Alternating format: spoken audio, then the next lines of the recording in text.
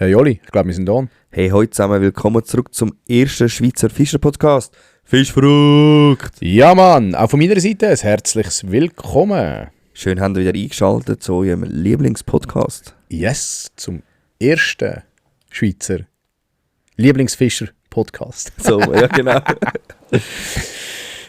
Sehr schön, sehr Wir schön. sind wieder da in unserem Räumchen. Genau, wie vor 2 Wochen schon. Aber das mal, ja, Sind wir allein? genau. Und was euch in diesem Podcast erwartet, hört ihr im Rückblick, Ausblick vorstellen.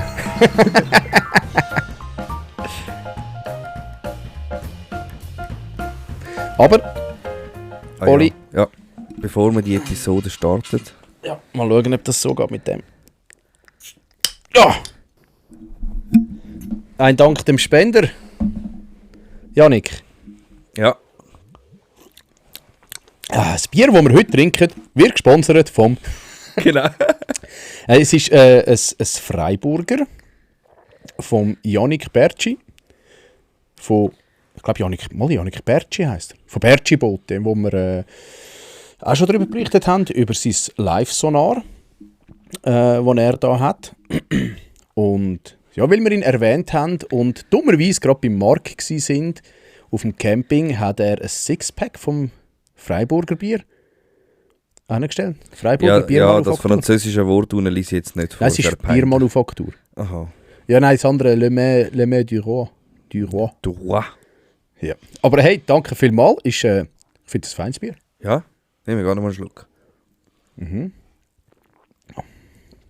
Ja, ist wirklich fein. An dieser Stelle müssen wir vielleicht mal einen Aufruf machen. Weil was Sie jetzt nicht gehört haben, ist, dass der Nico jetzt verzweifelt nach einem Flaschenöffner gesucht hat. Und ich habe gesagt, ich habe einen am Schlüssel, aber der ist oben.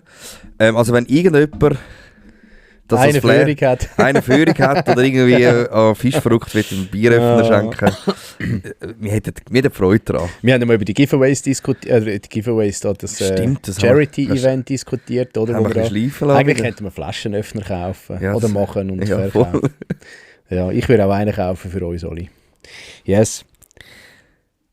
Dann haben wir noch einen spannenden Kommentar gehabt auf die letzte Episode vom Samuel, Genau. wo gefragt haben, ob wir mal eine Tackle-Folge könnten machen. Ja, so über unser Unser Tackle in dem Sinne. genau.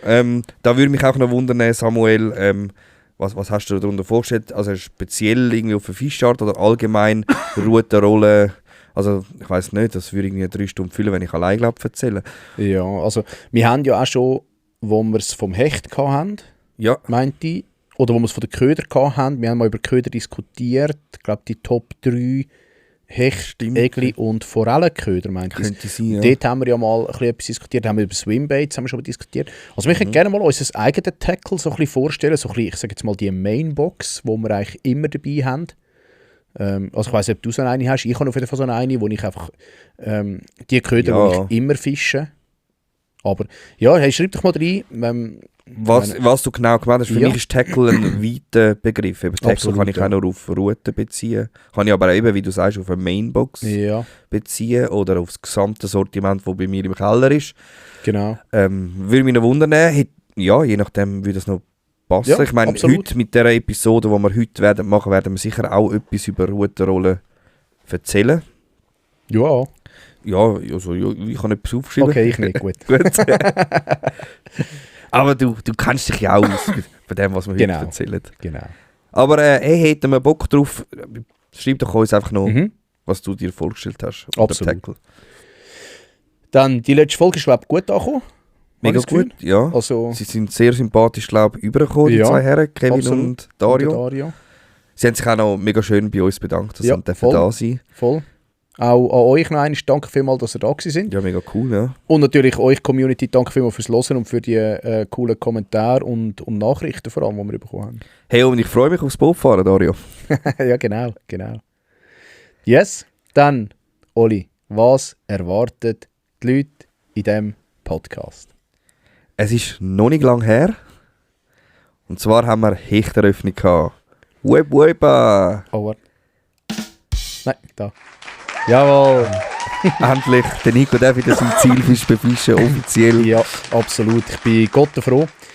Und ja, man kann ja nie genug Hecht haben. Und darum haben wir uns zu Herzen genommen, dass wir in dieser Episode den Hecht einmal, ja, ich sag's mal, nahezu komplett ein bisschen auseinandernehmen. Ja, so viele Tiere tun wir. Ja. Genau. Und sagt euch mal, was überhaupt alles Hecht ist. Stimmt. Und was man vielleicht auch noch mit Hecht kann kochen. Ja gut, das habe ich jetzt nicht. Aber ja, eventuell, vielleicht kommen wir ja noch dazu. Genau. Ja. Die Episode wird sich einmal mehr komplett um den Hecht drehen. Und ich würde aber sagen, wir gehen einen gewohnten Ablauf nach und gehen in meine Woche, deine Woche.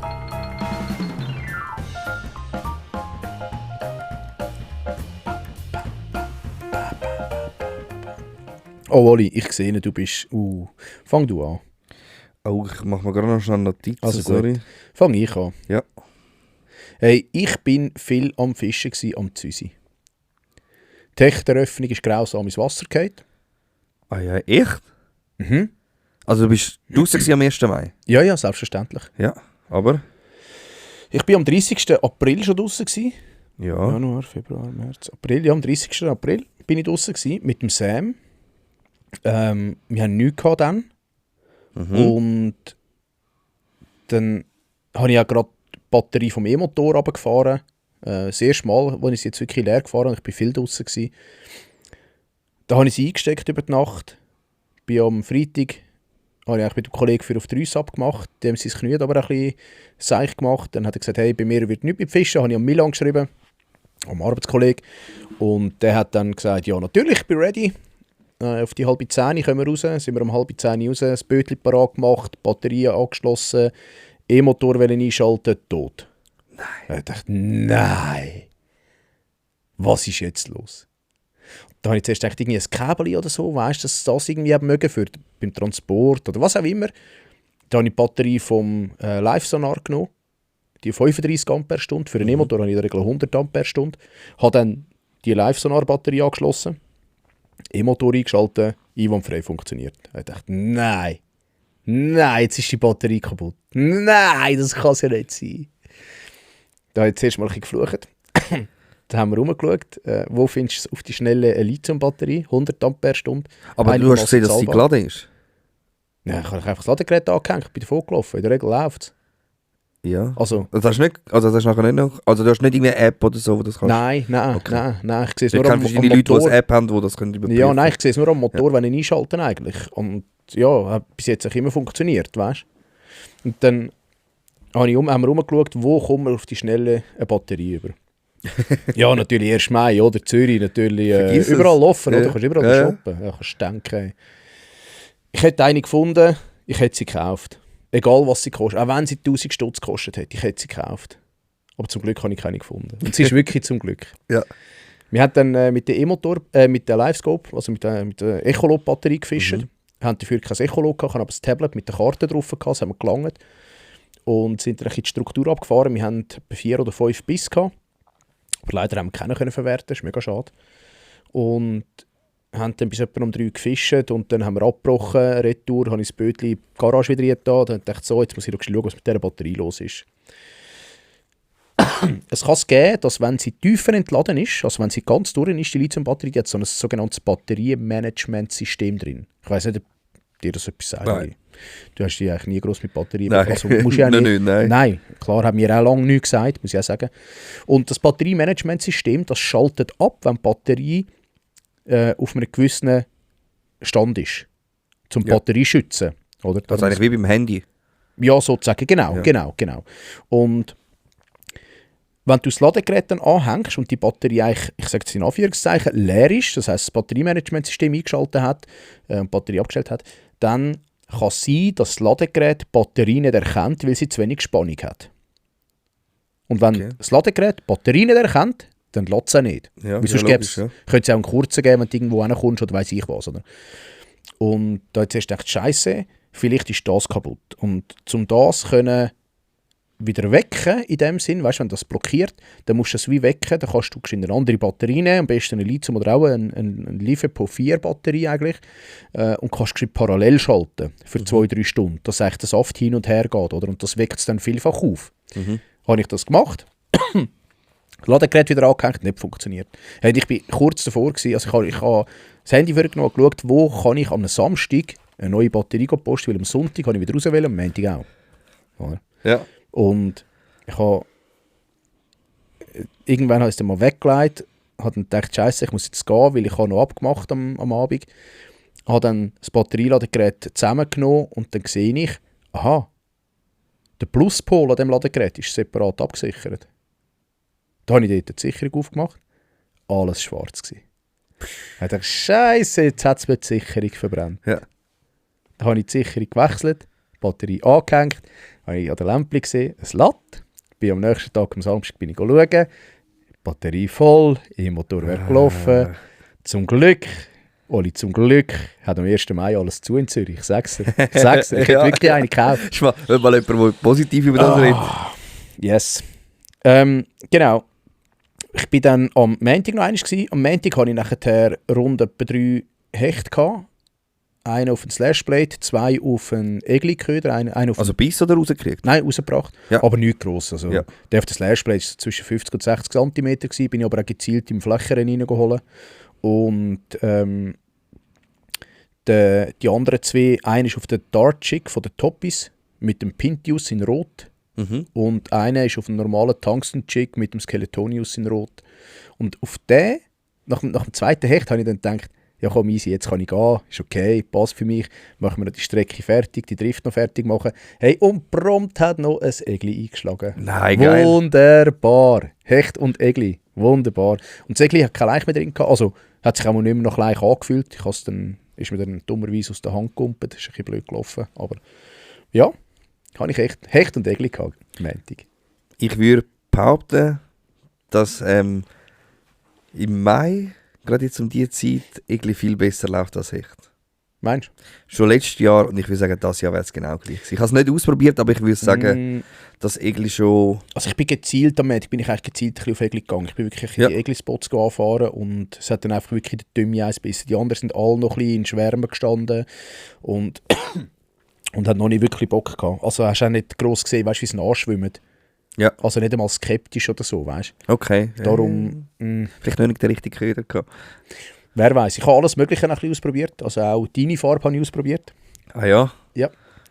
Falsche Größe, falscher Bait. Wer weiß. Wer weiß. Eben, es kann so viel sein beim Fischen, gell? Ich habe Twitchbait, Chatterbait, normaler Gummichick. Einen Spinner habe ich jetzt nicht dran gehängt. Ich habe es mir wirklich überlegt. Ich habe immer schön beim Boot auf der Seite. Spinner geht immer, aber ich habe mir es wirklich überlegt und habe mir gesagt, nein. Aber Finesse Rig hast du zum Beispiel jetzt nicht ausprobiert? Carolina habe ich ausprobiert und Free-Rig. Okay. Ja. Auch nicht? Dropshot habe ich nicht ausprobiert. Ja, gut. Ja, ist auch Rig. Ja, stimmt. Ja.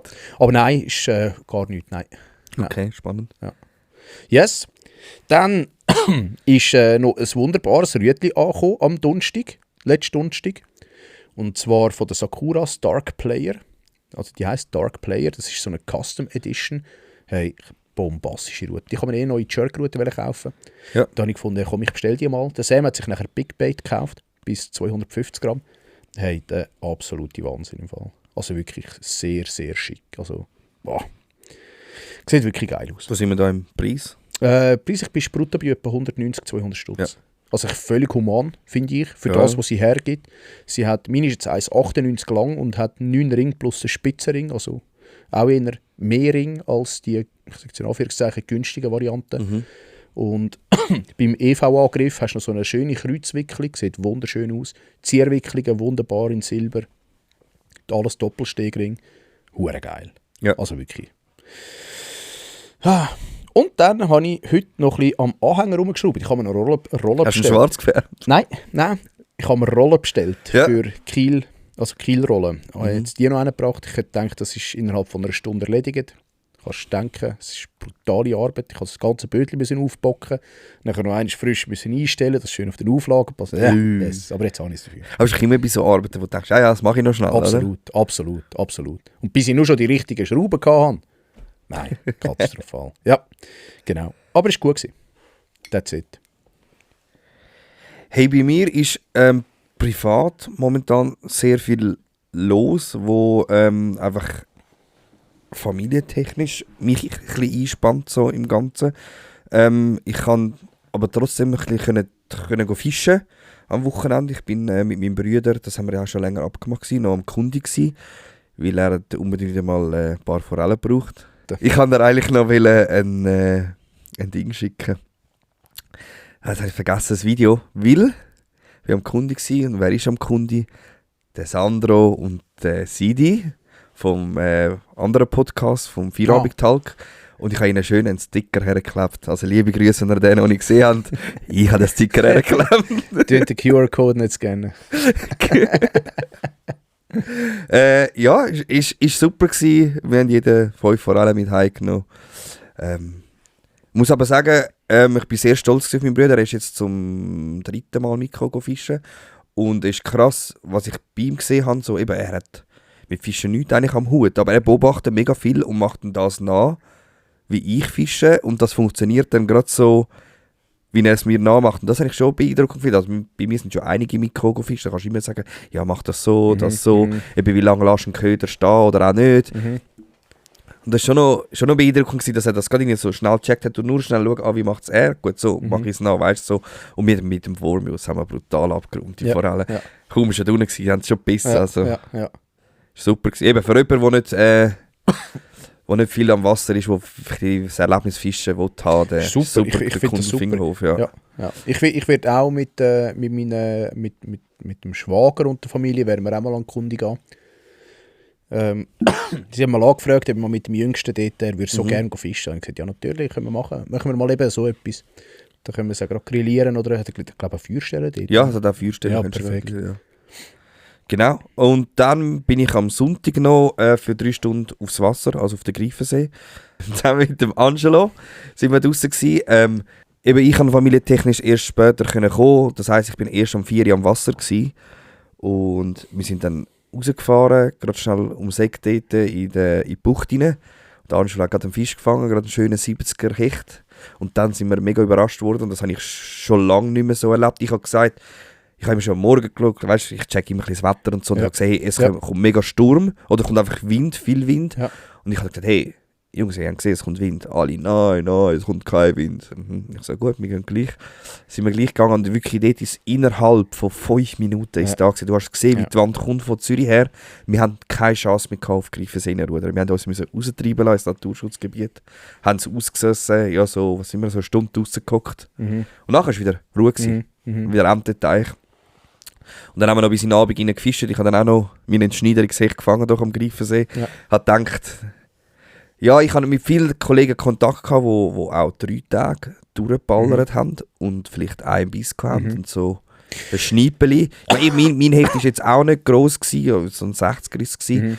Aber eben, für das ich gehört habe, hey, wir haben 16 Stunden am Tag gefischt und kein Biss und nichts. Ich glaube, es ist allgemein... Es ist allgemein sehr, sehr schlecht geworden. Da habe ich schon gedacht, okay, wenn ich jetzt da schneidere, eben für 3 Stunden schlussendlich, hey, so what. Aber es hat geklappt. Ich meine, 2 Fische im Boot, tipptopp. Sauber. Ja, gehörst auch vom Zürichsee, gehörst auch, also vor allem von den Uferfischern umeinander. Gehst du so viel gegangen? Die Hechte sind nicht so am Ufer irgendwie. Aber eben, ich habe meine auf 7 Meter gefangen, tief im Wasser, weißt du, wenn du durchtriffst. Ja, meine war auch so 8-9 Meter unten. Ja, und so, eben am Boden unten geschickt. Ja. Okay, nein, ich habe mich nicht auf das Lastplay gehabt. Aber bis am 1. Mai habe ich alle auf den Jig gehabt. Ja, eben, es ist das Jahr wieder ganz anders Mega. als andere Jahre. Ja. Aber das macht es ja auch spannend. Und ja. Hey, da muss ich erwähnen, wirklich, ich hatte jetzt Stucki Servant dabei gehabt, richtig geile Route. Also wer mal ein bisschen Route, Stucki, oberen Preisklassement wollt, 12 bis 48 Gramm, super Route. Hast du zum Hechtfischen genommen? Habe ich zum Hechtfischen mitgenommen. Nein, das ist super. Eben, du musst ja eine grosse Jig fischen. Ja, ich weiss, aber ich habe eine 17 bis 56 Gramm Route. Oder ein Uhrenbrett. Wo ich genommen habe zum Hechtfischen und zum Jiggen. Ah, die ist super. No chance. Ich glaube, das ist eben der Grund, warum sie die Biss verkackt haben. Die Route zu leicht. Und ist halt nur schon, wenn der Köder... Die Route zu leicht, die Route viel zu schwer. Nein. Sicher, wenn der Köder... 56 Gramm ist schwer. Ja, los jetzt. Wenn der Köder schon 18 cm ist, dann hat er schon sein eigenes Gewicht von... Ja, lass es 40 Gramm Aber der Fisch ist ja nicht so gross, wenn du so eine Route hast. Wieso nicht? Ja, lange 12 Gramm. 12 cm. Nein. Sicher? Nein, ja, ich will ja nicht Schneipeli eigentlich.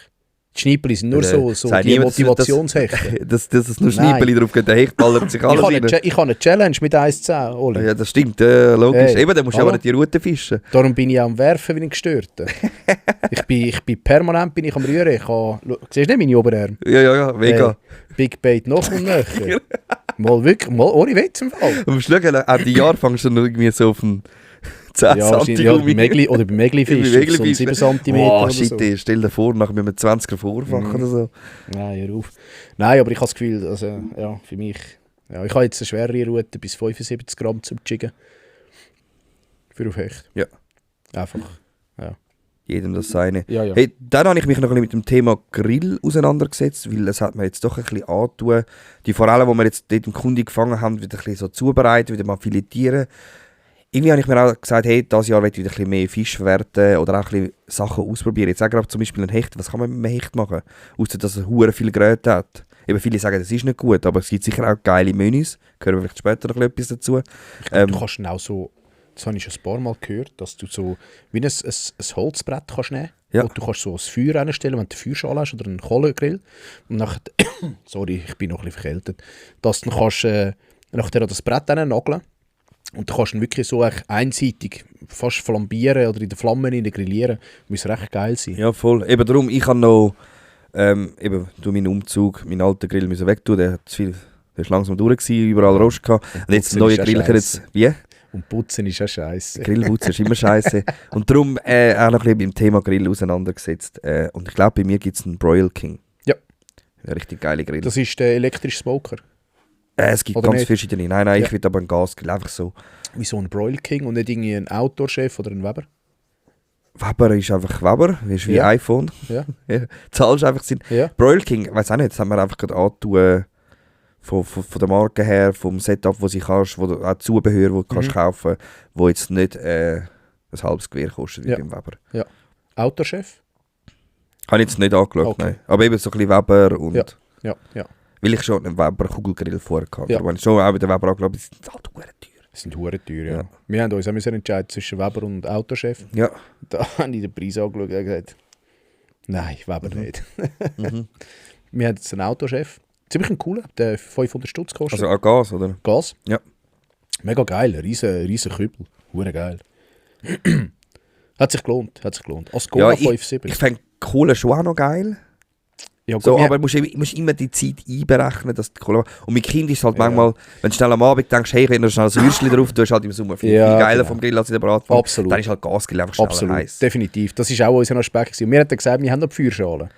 Ja. Das heisst, wenn wir sagen, hey, heute machen wir einen chilligen Abend, dann fangen wir um 4 Uhr an einheizen mit der Feuerschale und dann kannst du um 6 Uhr nachher die Würste drauf tun. Oder? Voll der Das Schwager, ist schon der geil. 2 Häuser weiter wohnt, der hat auch eine Feuerschale, wo du so wie so einen Ring noch hast, Ja, wo du das das Fleisch haben- hast. ja, das Richtig ist geil. eben Das haben wir geil. auch den Fisch gemacht, das ist richtig gut. Das ist eben auch geil. Das haben wir nicht. Wir haben eine Ja. mit einem Rost, den du auf und Ja. runter lassen kannst. Ist Ah, ja. auch easy. Ist zum Kehren ein bisschen mühsam, weil der Rost halt frei bambelt. Aber, Ja. ja, aber das ist ja geil. Ne?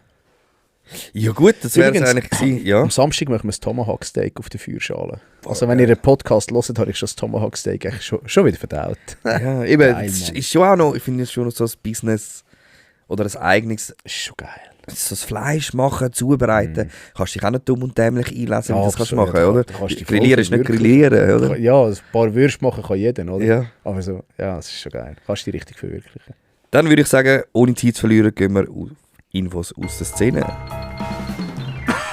Ich kann immer noch den hohen Scheisshusten. Das hast auch du gemacht. Hey, ja, du ich hab mich hast ein 3 bisschen Tage verkältet. durchballern. Es ist ein bisschen windig gewesen, zum Teil auf dem Züsi. Also vor allem am 30. dort hat es gut gestürmt. Und ja. Schlecht angelegt. Oder empfänglich gewesen. Es ist halt einfach... ich bin immer empfänglich.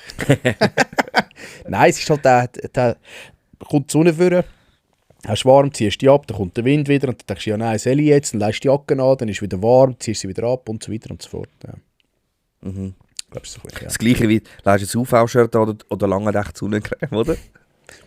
Ja, gut. Ja.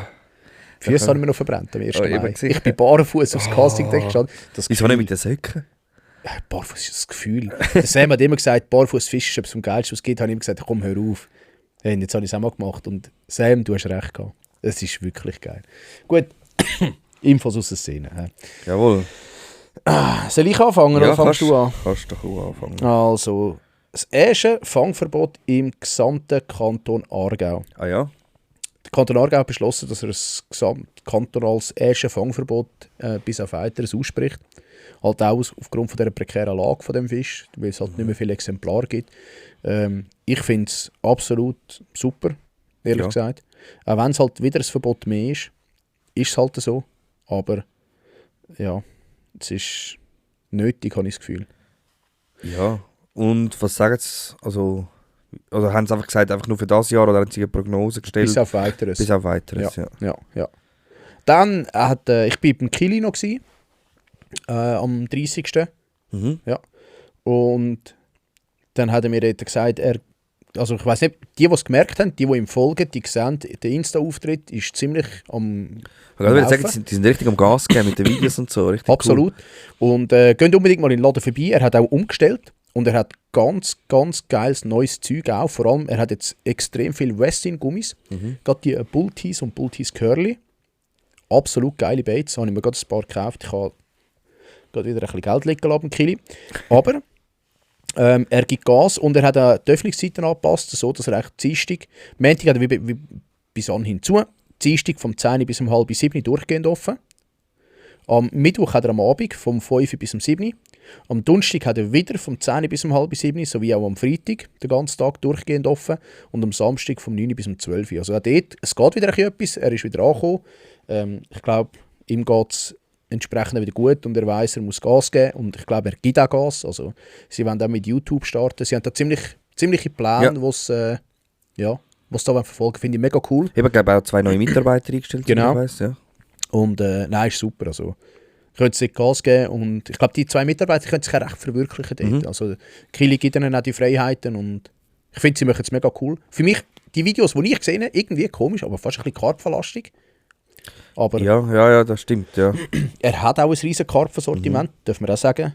Das ist schon brutal. Aber ja, nein, ich bin dort in den Job gekommen und es war so, als ob ich jeden Tag dort wäre, mega cool. Und ein bisschen hat wieder Freude gehabt. Mein Sohn hat mir wieder ein paar Gummifische ausgesucht und seine Mami ist mit meinem Sohn dann noch raus, ein bisschen den Löli machen und dann hat er noch Schöckchen bekommen. Ja, ist cool. Also ist auch für die Familie sehr gut geeignet.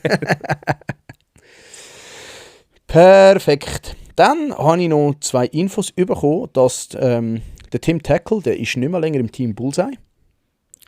Ist das der YPC gefischt hat? Wo der Fonso so gelobt hat, wo man da... Ist das nicht der, ist das der andere? Nicht der Blonde mit dem Bart? Mit dem leichten Tischbombenschnauz und so. Nein, der ist nicht der. Er ist, glaube ich, noch Guide, meint okay. ich. Also nicht der, der YPC Boat gefischt hat? Mal. Er und der Paul, die 2 haben YPC Boat gefischt jetzt. Oh, ja. Genau. Mega sympathischer, finde ich. Ja. Er will sich aber auch mehr so auf sich selber und aufs Private konzentrieren, hat er gesagt im Insta-Video. Ich habe es dann nicht ganz geschaut. Am Schluss hat er, glaube ich, irgendetwas gesagt, dass er immer noch irgendwo mit der Produktentwicklung zum Teil noch unterstützend ist. Bin mir aber nicht ganz sicher. Ja. Dann Fishing Annie. Ich glaube, sie heisst so. Ja, es gibt eine Fishing Annie. Genau, die ist nicht mit ihrem Mann zusammen, mit dem Robin. Die haben ja zusammen YPC Bow gefischt. Okay. Keine Ahnung. Hast Ich habe YPC wohl nicht mitverfolgt. Okay. Auf jeden Fall sind die auch nicht mehr zusammen. Anscheinend ist sie aus allen Wolken gefallen. Haben sie nicht gewonnen, darum... Ich weiss es nicht, ich habe noch nicht fertig geschaut, hört auf Spoiler. Ich bin bei Episode 10. Ich bin Episode 0. Ja. Yes. Bei meinen News bin ich mir nicht so sicher, wie aktuell das sie sind. Ich habe noch ein paar News gesucht. Der SFV sucht noch Helfer für Jungfischermeisterschaft 26, da im Bremgarten. Also Nico, bei dir ums Eck eigentlich. Sie suchen, der Einsatz ist am 29. August, Auf- und Abbau. Sie brauchen noch etwa 100 Freiwillige. Also Nico, könntest du dich noch melden? Oder wenn ja, da braucht es nur noch 99. Genau. Wenn irgendjemand bei der Jungfischermeisterschaft helfen will, sicher eine gute Sache, meldet euch doch. Bei? Ja, ich nehme noch SFV. Dann hast du das mitbekommen? Verkaufsverbotbeschluss vom Blei. Ja, aber das habe ich extra nicht aufgeschrieben, weil das haben wir schon mal in einer Info gebracht. Ah, hast du schon gebracht. Gut, dann muss ich das nicht mehr sagen. Die Köder, die schon bereits gekauft sind, aber das ist nur EU, gell? Genau, EU, ja. Ja. Und die Schweiz ist ja bekanntlich nicht in der EU. Und wir halten uns nicht dran, schwach. Ich gehe schwer davon aus, dass wir das nicht werden annehmen. Also, dass einfach Okay. irgendwann mal ein Jahr, 2 später wird kommen. Und Einfach nochmal zusammenfassen, genau, Playverbot ab wann eigentlich? sorry. In den nächsten 5, Ja, ab 6 Monaten in den nächsten 5 Jahren, oder? irgend so. Der Verkaufverbot, aber du darfst das immer noch fischen. irgendwie Nein, so. sie haben es ja nach Gewicht unterteilt. Okay, das ist das Dass nächste, was ich gelesen habe. alle Gewicht über 50 Gramm, glaube ich, in den nächsten 5 und die, oder in den nächsten 10 und die unter 50 in den nächsten 5. Ja. Irgend so als Übergangsfrist. Und die Köder, die noch gekauft werden, die Blei drin haben, die dürfen auch weiterhin gefischt werden. Da Ja. gibt es kein Ablaufdatum. So wie ich es im Kopf habe. Okay, gut. Dann nochmal Also etwas. stürzt euch alle auf Tungsten. He? Unbedingt, ja. Ja. Dann nochmal etwas aus dem Aargau. Fischereigut.ch, das ist auch so, wie sagt man, so Forellenpuff, darf man Forellenpuff Wo sagen? ist das? Äh, Weißt du das? Nein, ich bin auch noch nie dort gewesen. Die bietet Sahnekühe an. Ich sage jetzt das da, weil ich doch viel Jungfische an der Schweizer Sportfischermesse angetroffen habe, die unseren Podcast hören, die den Sahne noch nicht kennen. Darum, hey, Sahne könnt ihr dort Online-Prüfung machen. Plus, ihr könnt dort auch noch lernen fischen. Also am Tag fischen ist dort wie inbegriffen. Finde ich noch eine coole Sache. Ist nicht nur Theorie, sondern auch Praxis dabei. Finde ich cool. In Riesulz sind die.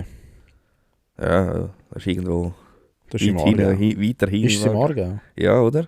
Yes, sehr schön. Ja gut, das wäre es mit meinen Angel-News. Ich würde sagen, wir kommen zum Thema. Und Thema, Nico, nehme ich an, du wirst schwärmen, weil es ist dein Fisch. I'm burning, I'm burning. Du wirst jetzt brennen, bei dir wird jetzt alles rausklepfen, was der Fisch kann, oder? Genau. Der Hecht. So, tschüss zusammen. Schön war es gewesen. Europäischer Hecht. Also. Genau, vielleicht müssen wir das noch gerade am Anfang sagen, dass wir uns einfach auf den europäischen Ja. Hecht Ja. beschränken. Nicht irgendwie noch Muskies oder sonst noch Richtig. Verwandte werden anschneiden, sondern wir beschränken uns einfach, was man da fangen kann. Ja, genau. Bei uns in Europa. Exakt. Also. Und zwar habe ich es ein bisschen so gemacht, dass ich Alter Wachstum, Biologie, Körperbau, Nahrung, Verhalten Mhm. und dann noch so ein bisschen Fun Facts. Ja. Genau, ich habe dann noch ein bisschen so das Fressverhalten in der Jahreszeit, vielleicht weißt du, so Frühling. Perfekt. Ja, das Habe kann ich ich alles auch. auch. Das ist alles Und ich habe noch ein bisschen drin, so ein bisschen, eben wie man, was für eine Route vielleicht das man Perfekt. braucht, das ein bisschen als Anfänger. Und was habe ich noch drin? So ein bisschen, was man vielleicht auch für Techniken braucht zum Fischen. Perfekt. Und wie man ihn natürlich auch zubereiten für jemanden, der mal Sauber. Hecht will essen. Also, dann würde ich sagen, fangen wir mal mit dem Alter und dem Wachstum an. Ja. Das finde ich immer so ein bisschen der entscheidende Punkt. Oder? Man sagt ja, grundsätzlich, ein Fisch in der Schweiz muss einmal abgeleicht haben und dann ist er fangbereit. Mhm. Jetzt ist er aber so, wann leicht der Fisch ab und ja, wie gross ist er denn überhaupt? Okay, gut. Ein Hecht wird Ist jetzt also eine Frage an mich gewesen? Nein, ein Hecht wird grundsätzlich so Aha. 10 bis 15 Ja, das Jahre habe ich alt. aufgeschrieben, Oder? genau. Ja. Meistens so, vielfach, also kann auch 20 werden, ist aber auch eher die Ausnahme. Mhm. Und der Hecht gibt es schon so seit rund etwa 60 Millionen Jahren. 60, okay. Das habe ich Zu nicht gewusst, Dino-Zeit. Das ist eigentlich noch wirklich so ein Urgestein. Er hat sich auch in dieser Zeit nicht gross verändert, ja. Mhm. weil, was ja Sinn macht, er ist ein Top-Predator und never change a running system. Also, auch in den Fossilien, die sie gefunden haben, ist der Hecht eigentlich noch fast so, wie er eigentlich jetzt ist. Mega, also wie sackstark. Sackstark. Ist so geil. Die Länge maximal 1,30 bis 1,50 ist halt je nachdem, lange Zeit war nur 1,30 gewesen. Oli, aber du hast ja da, glaube ich, noch ein bisschen recherchiert. Richtig, ja. Und zwar hat es mich Wunder genommen, es wäre bei mir jetzt bei den Fun Facts drin gewesen. Ah, sorry. Ja, was sind so die Rekordhechte, die wir in Europa gefangen haben? Und zwar hat man, leider steht keine Jahreszahl, aber in Dänemark hat man einen Hecht gemessen von 150 cm. Das ist brutal lang. Das ist ein brutaler Fisch. Ich meine, Abartig. ich glaube, in der Schweiz ist irgendwie bei 133, Ja, jetzt 136. 135. Okay, ja. gell, irgendwie Aber irgendwie so. irgendetwas mit einer 3 vorne dran, ja. Ich meine schon den 1,15, den ich letztes Jahr rausgezogen habe, habe ich gefunden, Mhm. ein Endgegner, Mhm. also so ein riesen Hurenschädel von einem Fisch. Mhm. Also 150. Das ist crazy. Und dann in Österreich hat man im 92 noch einen 140 cm Hecht rausgezogen, 25,5 Kilo Mhm. hat der gehabt. 25,5. 5 Kilo. Krass. Genau. Ich habe mir noch notiert, eben, Weibli werden meistens grösser als Männli. Mhm. Genau. Der Hecht wächst eigentlich in den ersten 3 bis 4 Jahren extrem schnell. Ja, so 20 bis 30 cm, oder? Ja. Also er ist, im ersten Jahr ist es so 25 bis 30 cm. Und nachher nimmt er immer ein bisschen ab, er wächst immer ein bisschen langsamer. Nach 3 Jahren ist es so 50 bis 60 und das ist dann so ein bisschen die Laichzeit, oder? Also dann hat er in der Regel das erste Mal abgeleicht. Nach 5 Jahren ist es so ca. 70 bis 90 cm. Und wichtig, nice to know, das Wachstum, das hängt eigentlich extrem vom Nahrungsangebot ab. Und vor allem, der Hecht, der wächst ein Leben lang. Also, er ist nicht irgendwann ausgewachsen und hört auf wachsen, sondern er wächst immer. Immer weniger, aber er wächst immer. Genau. Ist krass, hä? Das ist echt so ein bisschen das zum Du Wachsen. denkst, der 150er ist steinalt. Das ist abartig. Ja. Das ist abartig. Und gell, es stellt sich halt die Frage, wie viel das er noch wächst bei so einem Alter. Also, ich sage jetzt mal, wenn er 20 ist, dann wird er keine 10 cm im Jahr mehr machen wahrscheinlich. Ja, voll. Das, Krass. aber es ist schon crazy, ja. Dann Biologie, also hast du noch etwas zu... Nein, Gut, kann ich auch so. dann würde ich zu Biologie und Körperbau kommen. Das finde ich fast das Interessanteste. Und zwar fangen wir an bei der Körperform. Und der Hecht, der ist ja, man sagt ja so schön torpedoförmig. Oder? Und nur schon der biologische Effekt, dass ein Hecht so gewachsen ist, eigentlich so, ja, blöd gesagt, konstruiert worden ist, wie ein Rennauto mit dem Heckspoiler. Ich sage dir immer Heckspoiler, der Flosse, den er hinten dran hat. Also du meinst die Afterflosse? Nein, die Rückenflosse. Rückenflosse. Ist prädestiniert für einen Räuber, oder? Ja. Der kann blitzschnell reagieren und auf den Köder zu oder aufs Fressen zu. Und durch das, dass er so einen Aufbau hat, so torpedoförmig ist, hat er natürlich einen extrem minimalen Wasserwiderstand und ist abartig schnell. Ich habe vergessen zu schauen, wie schnell das ein Hecht kann, wenn wir das irgendwo gesehen haben. Das hat mich noch Ja, stimmt, das wäre so ein spannend Blitzangriff. Weißt du, wie schnell das der... Ich weiss nur, dass wird in Millisekunden kann das, oder in Sekunden kann das sein, Millisekunden. Und das Darmmuster ist natürlich perfekt, oder? Der kann sich im Kraut verstecken. Auch wenn du 5 Meter runter siehst, im Kraut rein, da nimmst du ihn kaum wahr, da musst du 3-mal schauen. Und wir Menschen sehen ja eigentlich in der Regel sehr, sehr gut. Und wer schon mal einen Hecht gefangen hat und mal ins Maul reingeschaut hat, der hat gesehen, der Hecht hat sehr spitzige Zähne, die gegen innen gerichtet sind, oder gegen hinten. Gegen Kinder, genau. Einfach auch, dass er die Beute besser kann packen. Dass sie nicht rausgehen. Das- genau, dass sie Das nicht ist eigentlich wie ein davon Widerhaken, wie ein natürlicher Widerhaken. Wenn du Hast du schon mal einen Hecht gebissen? Ja. Tut saumässig weh, gell? Ja. Ich merke meine, ich weiss genau noch, es war ein 90er-Hecht gewesen, ich merke meine heute noch im Daumen bei gewissen Stellen. Ja. Ist krass, Ja. dass das Ja, tut ist saumässig weh, ja. Und das Verrückte finde ich, das Maul von einem Hecht ist rund etwa ein Drittel vom Körper. Ja. Jetzt stell dir mal vor, du metzgst einen 60 cm Hecht. Du hast einfach 20 cm Kopf, 40 cm Fleisch. Also, nein, sind ja nicht einmal 40 cm, weil du hast ja noch die Schwanzflossen.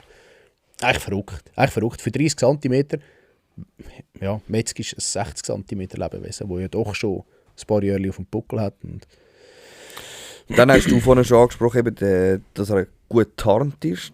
Er hat auch sehr gute Augen, weil er ist ein Sichtjäger. Also Richtig. er stellt sich schräg auf und schaut seine Beute eigentlich von unten her an.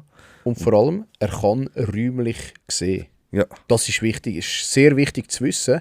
Ist nicht so wie ein Ross zum Beispiel oder ein Chamäleon, wo ja nur rechts und links, blöd gesagt, kann sehen, schon führen, aber nicht das räumliche Verständnis hat. Und der Hecht, der kann räumlich sehen. Das finde ich schon noch interessant. Das ist einfach, der sieht es wie mir. Was ich auch noch interessant finde, ist, wenn man schon... Oder hast du schon etwas zu den Augen? Nein. Okay. Dann... für alle die schon mal einen Hecht filetiert haben, ich weiß nicht, ob ihr das so macht wie ich, aber ich will jetzt da nicht irgendwie meine Adern oder meine Zuneigung dem gegenüber äußern, aber ich seziere Tiere so noch gerne. Wenn ich schon viele Tiere, dann schaue ich es ganz genau an. Und euch ist vielleicht auch schon aufgefallen, der Hecht hat am Unterkiefer hat er wie Löcher. Mhm. Hast du das auch schon gemerkt? Mhm. Für was sind die? Weißt du das? Ja. Ich habe mich immer gefragt, für was die Löcher sind. Die müssen doch irgendwie etwas haben. Wahrscheinlich, ja. Das kann doch nicht sein, dass der einfach schön am Kiefer nah am Knochen an so Löcher hat. Und das ist eigentlich eine Verlängerung vom Seitenlinienorgan. Ah ja. Mhm. Und die Löcher, die gehören zu den Neuromasten. Die messen eigentlich Druckunterschied im Wasser und nehmen auch Vibrationen wahr, unter anderem. Echt mega interessant. Ich finde es mega spannend. Ich finde es brutal spannend. Ja, und also, wenn man nochmal, du hast zwar vorhin schon gesagt, Färbung vom Fisch ist ja nicht überall gleich. Richtig. Die Aber einen, ich habe noch etwas zum Kopf. sorry. Zum Ja, Mund. sag noch. Entschuldigung. Wegen der Zähne, die du vorher angesprochen hast. Die Zähne, die mehrere hunderte Zähne, die gegen ihn gerichtet sind, die wachsen ständig wieder nach. Ja. Also es ist wie bei einem Ein Haifisch. ja. So ein Revolvergebiss, sagen wir an dem. Einfach so, ja. Genau, eben Färbung sind manchmal dunkel, manchmal hell. So meistens grün-brünlich, würde ich jetzt so sagen. Ja, goldig. Goldig, vielleicht auch noch, ja. Mhm. Und das finde ich schon auch krass, dass nicht jeder Hecht Ja. gleich aussieht. Ja. Oder jede Gattung. Ja, die passen Meine sich Elefanten sind enorm. einfach alle grau für mich. Ja, absolut, ja. Ja, Beim definitiv. Hecht ist nicht jeder sieht gleich aus. Ja. Das ist schon noch, Ja, die passen sich enorm an die Umgebung an. Ja. Ja.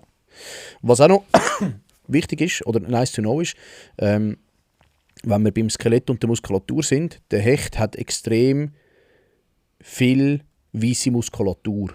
Die weisse Muskulatur, die ist bei den Sprinter, die suchen die richtig, die trainieren die auch an. Und durch die weisse Muskulatur das sind die Muskeln, die schnell, aber nicht lang anheben. Und darum ist er hat wenig Ausdauer und ist eigentlich kein Dauerjäger, sondern ist wirklich ein Lauerjäger. Das heisst, er versteckt sich im Kraut und wartet, bis eine Beute durchschwimmt, oder unterhalb von der Kante, wartet, bis eine Beute durchschwimmt und schiesst dann rauf.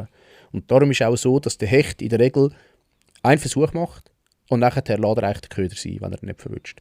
Und es ist noch lange noch nicht jeder Versuch, also es ist nur etwa jeder dritte Versuch in der Regel beim Hecht, dass er einen Köder kann, oder dass er kann essen in dem Sinn. Also sie brauchen brutal viel Anläufe eigentlich, wenn du so denkst. Darum dürfen wir als Fischer nicht enttäuscht sein, wenn mal, wenn du sagst, ich habe jetzt einen Hechtbiss gehabt, Ja, genau. hängt aber nicht. In der Natur ist es auch so, dass der Hecht auch den Fisch Darum verfehlt. Oder seine unbedingt nachrühren, langsamer führen und wieder probieren. Also, der Hecht hat auch einen dehnbaren Magen Beute. Ja, und kann Beute, die etwa bis zu einem Drittel von seiner eigenen Länge ist, verschlingen. Es ist aber auch schon vorgekommen, da habe ich eigentlich in den Fun Fact drin, dass der Hecht Artgenossen frisst, die fast gleich groß sind. krass. Das ist schon crazy. Das ist schon Ja. verrückt. Brutale Kannibalen. Wenn wir schon dem Fall beim Essen sind, eben der Hecht frisst hauptsächlich Fisch. Mhm. Also Egli, Artgenossen. Rotaug, Artgenossen, Brachsmann. Brachsmann. Er frisst aber auch Frösche. Ja. Wasservögel, aber dort muss man sagen, eher die Jungtiere, Ja. also nicht eine ausgewachsene Ja, Ente. ist sicher weniger, ja. Das wäre dann mehr der Wels, der das könnte einsaugen. Also, ein grosser Hecht kann die sicher auch fressen, aber ich aber glaube, ist das jetzt ist nicht- eher... Ja. Eben, Hast du schon mal live gesehen, wie ein Hecht eine Ente holt? Nein, das habe ich jetzt noch nie gesehen. Ich hab's Also, so eben so die Savage Gear. Ja. Nein, ich habe es am Zürichsee, Ja. am Zürichsee habe ich es mal beobachten. Also beobachten. Ich habe eine Entenfamilie gesehen. In Talwil war das, am Steg zu, im Portofino. Sorry. Habe ich eine Entenfamilie gesehen, die hat 7 Junge gehabt, oder 5. Bin mir nicht ganz sicher. Und dann sind die dort geschwommen, gell? Da haben wir gedacht, jö, mega herzig. Wir waren am Felchenfischen gewesen. Da hat der Hecht noch schon Zeit gehabt. Und dann haben wir halt ausgerührt, haben gewartet und auf einmal hörst du platschen. Und dann hörst du schnattern und dann schaust du sofort rüber, siehst noch, wie die Wellen dort vergehen und wie die Entenmutter so richtig umflattern ist und fast hysterisch. Und dann hast du die Jungen gezählt, da haben 2 gefehlt. Krass. Dann hast du 2 eingesogen. Abartig. Heftig. Abartig. Ich habe auch aufgeschrieben, eben, ist auch noch Säugetier, aber eher selten. Aber ich denke, wenn da irgend so eine Ratte noch das Gefühl hat, sie muss den Greif überqueren, dann wird sie auch weggesnackt. Ja, also wenn nicht von einem Hecht, dann von einem Wels. Ja. Ich weiß jetzt nicht, ob du das vorhin gesagt hast, aber der Hecht kann bis zu einem Drittel von seiner Körpergröße fressen. Ja, habe ich gesagt. Ja. So, okay. Ich habe etwas zu der Ökologie, Ja, so Habitat und so. ja, raus. Zwar ist klar, gell, Seen, Flüsse, Altarm, Schilfzone. Mhm. Aber wichtig ist, der Hecht liebt Strukturen. Mhm. Er liebt Kanten, Kraut, Holz, eigentlich alles, was sich irgendwie verstecken kann. Und Übergang flach-tief. Also, ja, halt nicht nur die harten Kanten, sondern auch die flachen Kanten. Wichtig ist auch, das gehört für mich auch in die Ökologie, der Hecht ist einer der Top-Prädatoren, also der Top-Räuber und hilft auch so entsprechend den Fischbestand zu regulieren. Mhm. Je mehr Weissfisch, umso dicker sind die Hechte. In der Regel. Wichtig ist auch da, der Hecht ist ein Revierfisch. Und der hat ein ausgeprägtes Revierverhalten. Das Revier das kann sich von 100 Meter bis zu 5 Kilometer erstrecken. In der Regel ist es ein Standfisch, sagt man dem, ein Standfisch mit Revier. Also das heisst, wenn er mal gefangen wird, dann geht er wieder zurück an seinen Platz. Und so nach dem zweiten, dritten Mal wird er nicht mehr dort sein. Wenn aber mal ein Hecht an diesem Platz war, ist die Wahrscheinlichkeit sehr, sehr gross, dass wieder einer dort ist. Weil aus irgendeinem Grund war er dort gewesen. Grosse Hechte sind grundsätzlich eher Einzelgänger und von den kleinen Hechten, die sind oft toleranter. Die lassen eher mal, oder haben auch eher ein engeres Revier und lassen auch eher mal einen anderen zu. Wichtig ist einfach, der Hecht der verteidigt sein Revier aktiv, vor allem gegen gleich grosse Fische. Ah ja? Ja. Geht er fighten? Ja, da geht er wirklich hin und der verliert, der zieht weiter. Ja, okay, Ja. krass. Und wenn dann halt ein grösserer kommt, dann muss halt meistens einfach der kleiner weichen, entweder im Magen oder halt weg. Yes. Ich habe noch etwas zu der Nahrung der 4 Jahreszeiten. Habe ich Hast du nachher auch noch etwas? Gut, Ich habe noch 2 Sachen, und zwar Laichverhalten haben wir schon gehabt. haben wir... Ja, Müssen wir eigentlich nicht mehr gross darauf eingehen, von mir aus ja gesehen. finde ich auch. Wichtig ist noch, die flachen, überschwemmten Bereiche wie Wiesen und Schilf haben es gern, sie kleben ihre Eier dort hin, oder beziehungsweise die Weibchen legen bis zu 300'000 Eier. Und die kleben die Eier an die Pflanzen hin. Sie haben kein Brutpflegeverhalten, also nicht so wie die anderen, die auf den Nestern hocken. Und die Jungfische haben sehr eine hohe Sterblichkeit. Aber bei 300'000 Eier mag es 10% Ja. leiden. Wenn nicht mehr. Jagdverhalten habe ich noch. Der Hecht, wenn er am Jagen ist, steht er still in der Deckung, wartet bis, gut, das haben wir zwar schon gesagt, wartet bis das Zeug vorkommt, dann Beute, bumm. und dann klopft es einfach kurz. Genau. Fressverhalten habe ich da grundsätzlich, ist der Hecht sehr... Das habe ich vorhin schon aufgezählt. Fisch. Nicht? Doch, das habe ich unter Fressverhalten gehabt. Okay. Nein, der Hecht ist grundsätzlich sehr wie sagen wir dem, ein optimistischer Jäger. Oder opportunistisch. Und zwar frisst er gerade, wenn es passt und was passt. Also wenn ihm, ist so ein Gelegenheitsfresser. Oder? Also wenn ihm irgendetwas von den Schnärren reinzieht, dann schiesst er los. Er frisst unregelmäßig, aber dafür auch in größere Portionen. Und jetzt erzählt uns der Oli etwas über Die 4 Jahreszeiten. jawohl, die 4 Genau. Jahreszeiten vom Bach. Im Frühling isst er eher kleine Fische. Vor allem so, wenn sie dann wieder nach dem Laichen aktiver sind, die Fische. Im Sommer ist die Beute, eben dann ist er glaube ich nicht wählerisch, dann nimmt er einfach gerade das, wo vorbeikommt. Aber natürlich ist es am einfachsten, wenn er irgendwo Schwärme hat und einfach reinpreschen kann. Im Herbst ist dann schon so eine Fressphase, wo er schon Energiereserven aufbaut. Das heisst, er schaut schon die grössere Beute an. Also dann eine dicke Schleie klopft er sich dann eher weg, als dann noch am Schwarm Igel hinten reinjagen. Herbst ist Big Bait Time. Genau. Und im Winter ist er deutlich natürlich weniger aktiv und frisst eher selten. Weil er halt muss sich regulieren. Also im Sommer ist er in der Regel so alle 2 bis 5 Tage im Frühling. Wichtig ist aber auch da, gerade nach dem Laich frisst der Hecht nicht. Direkt nach dem Laich. Also wenn er abgeleicht hat, dann geht er zuerst mal an die Kante, ist für den auch ein... Sorry. Das Leichen ist für die Hechte auch sehr anstrengend und die müssen sich irgendwie geschwind können erholen. Darum schlagen sie sich auch vorher den Bauch voll. Und natürlich auch nach dem Leichen, aber Die brauchen zuerst irgendwo Zeit, wo sie irgendwo 1-2 Tage einfach sich ausruhen können. Und darauf fängt es nachher an zu fressen und dann fressen sie so zwischen 1 bis 5 Tage in diesen Abständen. Im Sommer sind es nachher zwischen 2 und 3 Tage und im Herbst sind es zwischen 1 und 2 Tage Fresspause, wo sie einlegen, wenn sie wieder jagen. Und spannend ist, im Winter, wenn es kalt ist, dann haben sie Fresspausen bis zu 30 Tage. Krass. Was einfach nichts fressen. Ja. Einfach ausruhen und Energie sammeln. Die gehen im Winter auch wie so einen, nicht gerade in einen Winterschlaf, aber in so eine Trance rein, wo sie den Kreislauf brutal runterfahren können und durch das extrem viel Energie können sparen. Also ich finde das mega spannend. Der Hecht ist ein brutal spannendes Viech. Ja, genau. Dann hast du noch etwas zum Hecht selber? Ja. Gut. Und zwar das Verhalten und die Tiefe. Ja. Das finde ich immer noch spannend. Wann sind sie hoch, wann sind sie tief, wann kann man es wo finden. Und da ist grundsätzlich so, im Frühling sind sie eher so im flachen Bereich, so 1 bis 5 Meter, weil da kommt ja der Laich, wo sie reinkommen. Währenddem sie im Sommer eigentlich eher am Morgen im Flachen sind und gegen den Tag durch sind sie eher im Tiefen, währenddem sie nachher auf die Nacht eher wieder gegen gehen. Und im Herbst sind sie grundsätzlich sehr aktiv, sind so auf 3 bis 10 Meter, teilweise auch 15 Meter anzutreffen. Dort ist halt Sommer und Herbst ist sehr die Sprungschicht entscheidend. Die Sprungschicht ist ja am Wasser der Teil, wo das sauerstoffreiche vom sauerstoffarmen Wasser trennt. Und die Hechte sind in der Regel immer in der Sprungschicht oder minimum unterhalb von der Sprungschicht anzutreffen. Im Winter sind sie sehr träge, dort sind sie meistens auch sehr tief, dort stehen sie zwischen 8 und 20 Meter, je nach See.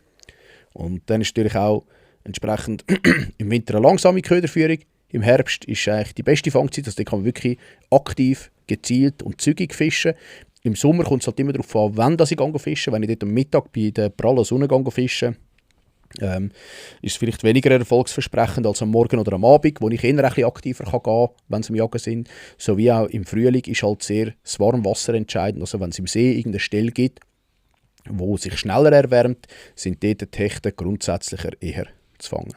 Wenn wir noch auf die befischbaren Tiefen gehen, dann sind wir irgendwo im Frühling 1 bis 6 Meter, Sommer 2 bis 15 Meter, im Herbst 3 bis 12 Meter und im Winter 8 bis 16 Meter. So ein bisschen weiter würde ich eigentlich auch noch nicht gross gehen, weil es ist ja doch eine gewisse Anstrengung für das Tier, wenn man es von unten aufreißt. Ich sehe so viel auf dem Livescope, und ich mich auch auf 25 Meter schauen, einfach zum schauen, ob unten für etwas ist. Und ja, wir kennen es alle, das Barotrauma, das ist von der Fiber, von der Schweizer Fischereiberatungsstelle, sehr thematisiert wurde, ich glaube vor 2 Jahren, wenn es mir recht ist, oder letztes Jahr sogar, dass man halt da eher ein bisschen Rücksicht nimmt auf die Fische. Und da bringt es auch nichts, wenn man es langsam drillt, weil man müsse dann irgendwo für 1 Meter rund etwa 5 Minuten brauchen. Genau. Das ist doch das. Ich habe noch ein paar Fun Facts. Ja, Hause. Und zwar, eben das mit Artgenossen habe ich schon gesagt. Ja. Mit Enten und Mäusen hast du zwar auch schon gesagt. Wichtig, Hechte wachsen das Leben lang. Das finde ich immer noch ein total spannender Fakt. Das habe ich nicht gewusst. Sie können wochenlang nichts fressen, wie ich es gesagt habe, im Winter mit bis zu 30 Tagen, das ist krass, oder 28 Tage irgendwie so. Und sie haben einen extrem hohen Erfolgsdruck beim ersten Mal jagen. Darum jagen sie vielfach das zweite Mal einfach, ja, wenn sie die Energie schon verschwendet haben, halt nicht mehr. Sie reagieren anscheinend stark auf Druckverhältnis. Habe ich auch nicht gewusst. Bin ich gespannt, ob das wirklich so ist. Ja. Und auch da wieder, sie stehen oft exakt am gleichen Spot. Also ein Wiederfang ist beim Hecht durchaus plausibel. Das sehen wir aber auch viel im Instagram und so, Social Media, dass genau der gleiche Hecht am gleichen Spot wieder gefangen worden ist. Ja, that's it. Ich habe auch noch einen Fun-Fact, den wir noch nicht gesagt haben. Und zwar kann der Hecht extrem lang stillstehen, ohne dass man ihn entdeckt. Also man sieht ganz leicht Brustflossen oder Schwanzflossen bisschen, wie sagt man? Bewegen, aber mehr siehst du nicht. Ja. Du musst schon hure genau hinschauen. Ja. Und das ist schon beeindruckend, dass er wirklich an Ort und Stelle so stehen kann. Ist crazy.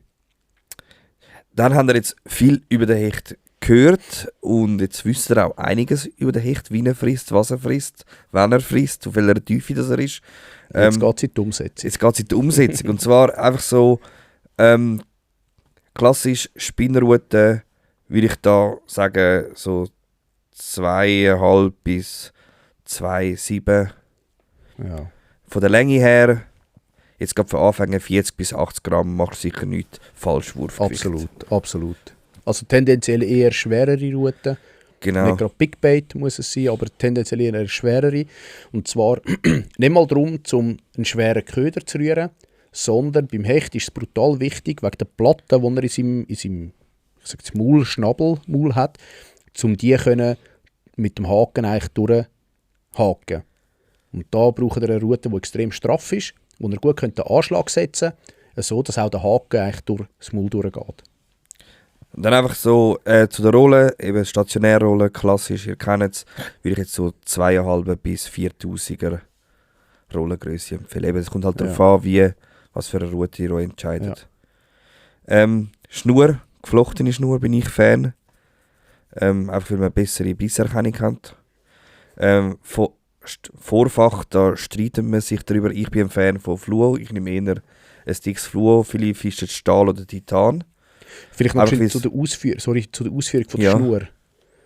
Von der Stärke her. Ich meine, da kannst du nicht mit einer 008er mit 6 Kilo gehen. Also, ja, was empfiehlst du? Also ich fische so, für Hecht fische ich so 0,14 aufwärts. Ja, da bin ich so ab 10, 12 Kilo.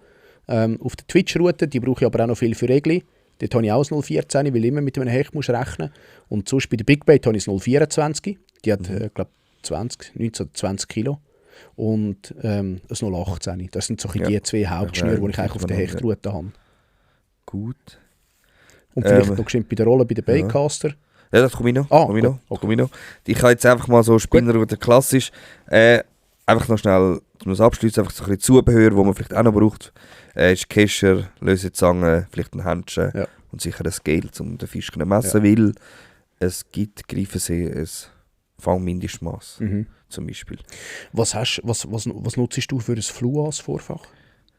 Ein Eis. So 1 mm. 1 mm, ja. Jetzt für... Gehen.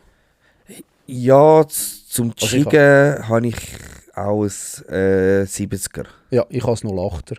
Ja. Also das 080er, das ich ich sage jetzt mal für mich einfach als Minimum festgelegt habe. Ja. Einfach, ja. Mir hat zwar noch nie ein Hecht durchgebissen. Habe ich noch nie erlebt. Aber ist dann gleich scheiße, wenn du den PB verlierst, einfach mühsam. Ja, sicher. Ja, und kontrolliert es jedes Mal, wenn ihr einen Fisch gefangen habt, das kann sein, dass er ist wichtig. Durch die Zähne abgeraut ist oder nicht mehr ganz sicher ist. Eben ein bisschen abgeraut macht nichts, aber schau mal noch, wie fest der Köder hebt. Im Notfall ein bisschen abschneiden, neue Snap anbinden. Was ich jetzt vor allem gemerkt habe, beim Jerkbait fischen oder beim Swimbait fischen, wenn es verhakt, dann ist es immer ein bisschen abgeraut. Weißt du, wenn er Jerks fischt, so reinschlägt, oder wenn er einen Swimbait fischt und der dreht es fest und hängt mit dem Haken im Vorfach ein, es raut es Eimer auf. Also auch da kontrolliert sicher, bevor er ans Wasser geht und sicher noch in den Biss.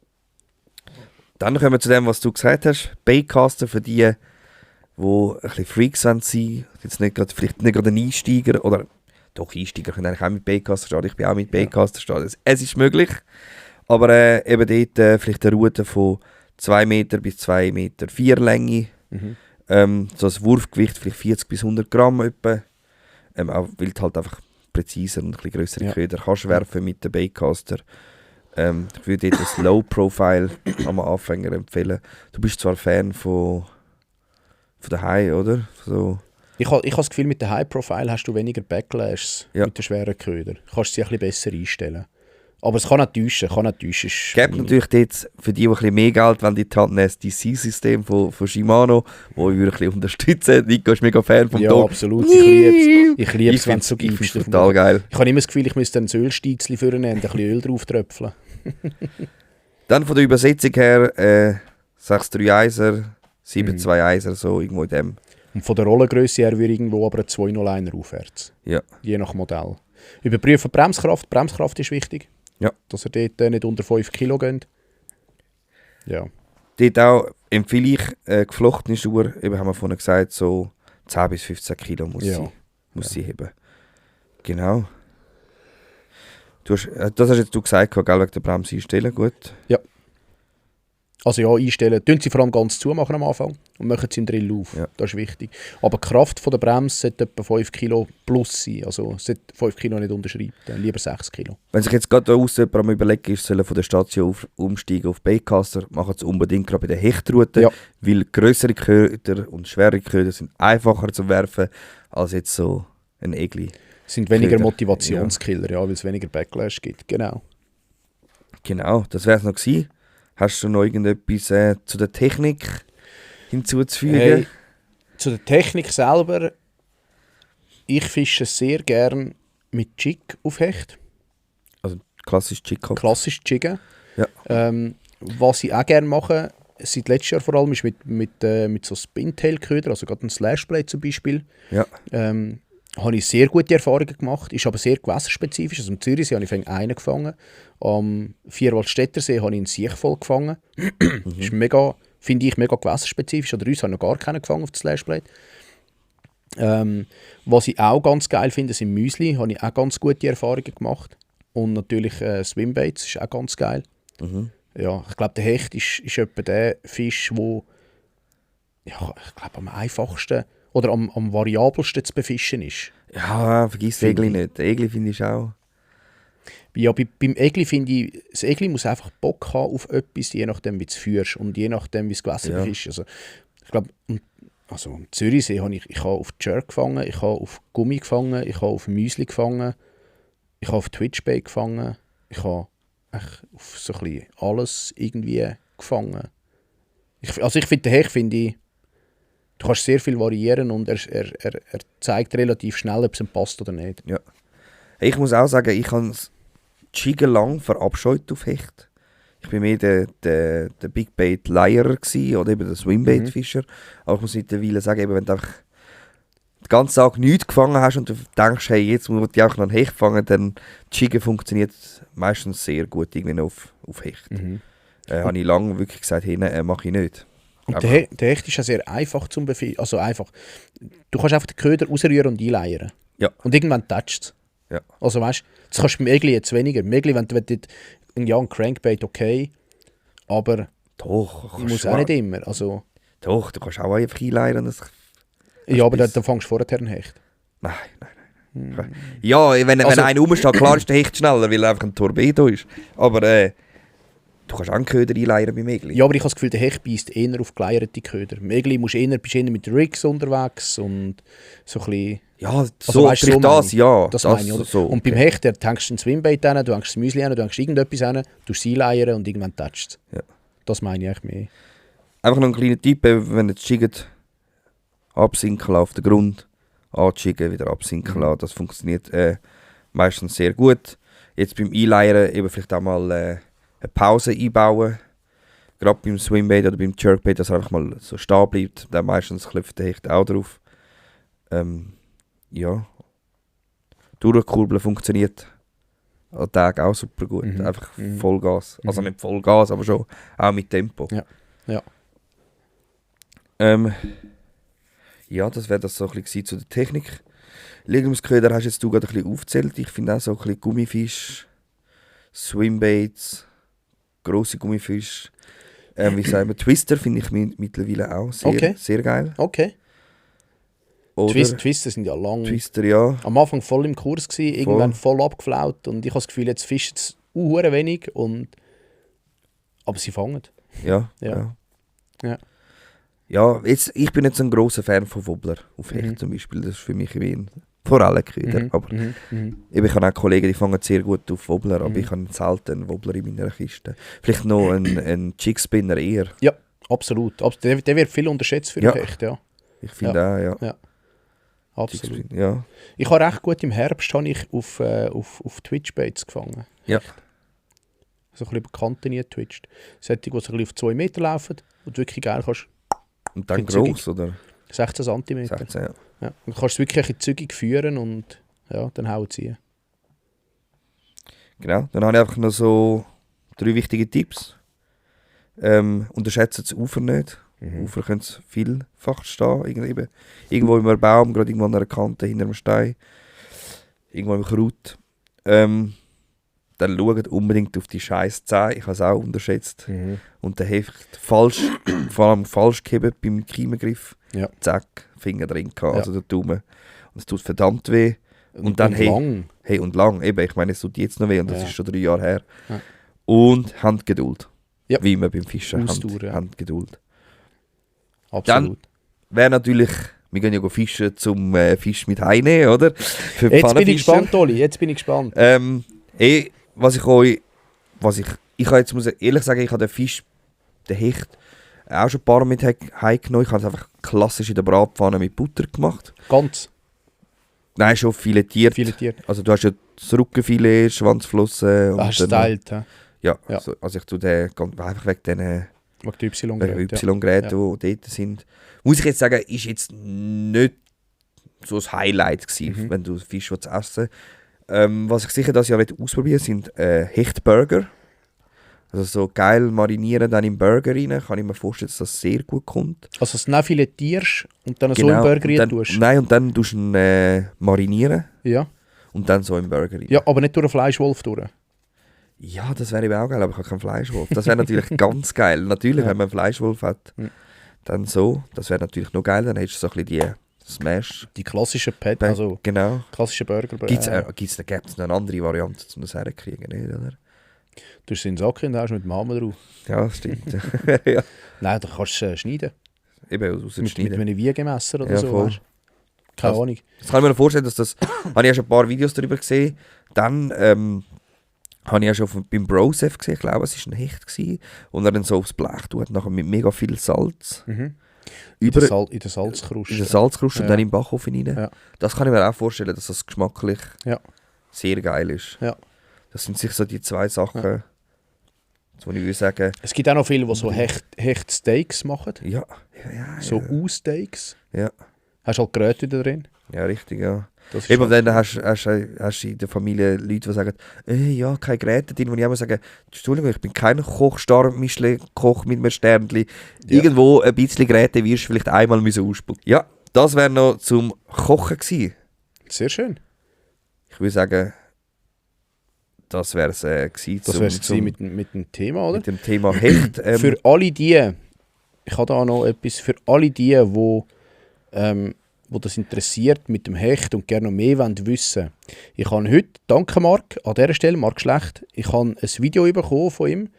Es geht, ich weiß nicht mal wie lange, echt knapp eine Stunde, ich bin mir nicht mal sicher, oder nur 25 Minuten,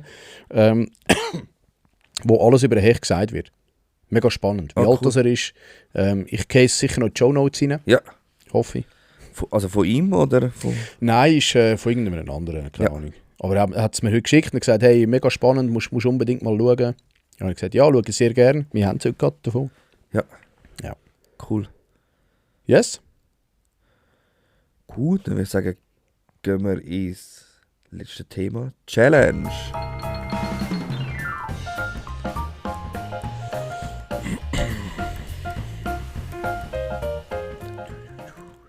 Yes. Wie weit bist du mit deiner Challenge? Mit der Jahreschallenge? Nein, noch gar nirgends. Gut. Nein, Ich bin fäng bei 90 cm. nebst dem, der Zander auch, glaube ich, noch schon Zeit hat. Ja. Darum, Ja, ja. vielleicht müssen wir an dieser Stelle vielleicht noch entschuldigen, wir haben eigentlich versprochen, dass wir auf heute eine Challenge machen, einfach aus privaten Gründen haben wir, Ja. von mir haben wir das nicht können machen. Wir Und- schauen, dass wir das sicher noch machen können. Und es ist ja schlecht Wetter heute. Ja. Wir Alles müssen schon recht. können im Garten machen, das mit dem Wurf sicher bei dir im Ja. Garten können machen. Ja. Und für die andere Challenge mit den Bildern würde ich sagen, hey, schickt auf die nächste Folge in 2 Wochen Ja. einfach mal random, alle, die das hören, schickt uns einfach Bilder. Ich werde dann 3 aussuchen, du wirst 3 aussuchen. Ja, Schickt schickt privat. genau, das ist wichtig. Schickt es privat an Instagram Fishingbear Ja. und nico.kurmann. Also Genau. entweder oder, hä? Ist wichtig, weil sonst sehe ich die Grösse vom Fisch vom Oli. Ja, das wäre ja dann nicht lustig. Ja. Nein, ich gehe an einen Weg, also dem, ja, aber, nein, schickt es unbedingt privat. Die die Handynummer haben, dürfen auch die Handynummer nehmen natürlich, können sie per WhatsApp schicken, kommt nicht drauf an. Und tun bitte die Grösse dazu, Ja, weil sehr sonst wird es wichtig. extrem schwierig. Sonst Ja. wird es schwierig. Also eben, jemand von uns muss, also nein, Ich muss Einfach zum Beispiel dem, Grösse wo wissen, du schicken- musst raten. Genau, Ja. dem, wo ihr schicken, müsst ihr Grösse dazu schicken. Das Bild vom Fisch plus Grösse. Genau. Und dann kann mir nämlich der Oli das Bild zeigen. Ich kann sagen, schätze, und dann kann ich etwas schätzen. Jawohl. Und dann weiss er, ob es richtig ist oder falsch. Genau. Yes. Aber ich würde sagen, das machen wir sicher nächstes Mal Bilder raten oder die Wurf-Challenge. Das müssen wir machen, yes, genau. wenn wir Die schon so haben wir geile dann- Challenge haben. Die haben wir dann fest. Hast du von irgendeiner neuen Challenge irgendetwas bekommen? Hey, ich muss dir ehrlich sagen, ich glaube im Fall nicht. Ich auch nicht. Nicht gross geschaut. Darum vielleicht nochmal da an dieser Stelle Aufruf, wir suchen noch Challenge. Ich weiss, wir haben jetzt schon wieder... Also wir haben schon ein paar, wir haben ja Wir ein haben schon paar, ein die wir paar, machen können. Ja. Aber wenn euch etwas in den Sinn kommt, unbedingt schreiben. Tippen in die hohen Tastaturen. Wir müssen vielleicht auch nochmal schnell nachher im Off schnell durchstrahlen. Wir haben schon einige bekommen, die wir vielleicht nochmal anschauen müssen, ob wir die können umsetzen können, nochmal erwähnen. Absolut. Das haben wir jetzt schon ein bisschen, ich muss sagen, eben vielleicht Haben wir auch ein wegen mir bisschen geschuldet. Ja, auch, Ja. ja. Aber machen wir. Gut, dann werden wir sicher noch nächstes Mal im nächsten Podcast darüber reden. Ja, genau. Haben wir eigentlich nächsten Podcast. Ja, haben wir. Ich habe gerade gesehen, das Thema, das du ausgewählt hast, wollte ich fragen, wie weit bist du dort? Weil das Thema würde mich brennend interessieren. Wenn da 0 ist, bin ich da. Okay. Meinst du, es ist machbar aufs nächste Mal? Ja, ja. Gut. Dann könnt ihr euch auf die nächste Episode besonders freuen, Absolut. weil es ist sicher ein Thema, das alle Fischer... Ja, interessiert. Interessiert. Aber was es ist, sagen wir noch nicht, weil, ja, falls es dann doch noch... Ich muss es schon sagen, es ist schon eines von meinen Lieblingsthemen, die wir bei mir ausgesucht auch. haben. Und Ja. ich habe gestern wieder dran gedacht, Scheiße, habe ich das schon organisiert? Nein, noch nicht. Wann haben wir das? Ja, das haben wir erst später. Ups. Gut, machen wir. Ich darf gespannt sein. Nico, hast du noch etwas? Ich habe nichts mehr. Wenn das so ist, würde ich sagen, wir sind draußen für heute. Ciao zusammen. Yeah, erste Podcast in der Schweiz übers Fischen ist draussen. Eben schon Glas ins Bier, rufe Fisch verrückt, treffen sie den Buff oder werfen am Wasser. Die nächste Folge vom Forellenkönig und ein Bär sind im Kasten. Tight Lines, Baby!